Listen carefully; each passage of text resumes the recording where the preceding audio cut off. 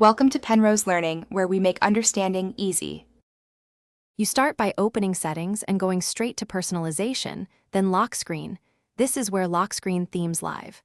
Once there, make sure you have admin access or your PIN ready, because some options require confirmation. You should note the current theme name now, in case you want to restore it later.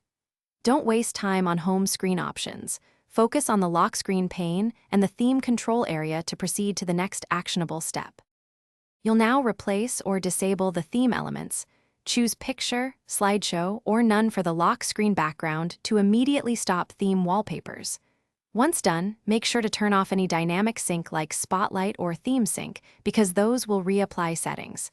If a theme app installed the theme, uninstall it or delete the theme file from the Themes folder. This removes the source, so the lock screen won't revert.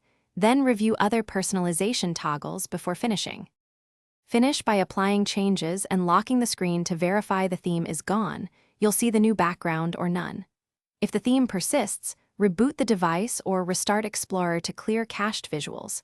Make sure to check the Themes folder and uninstall any leftover theme packages.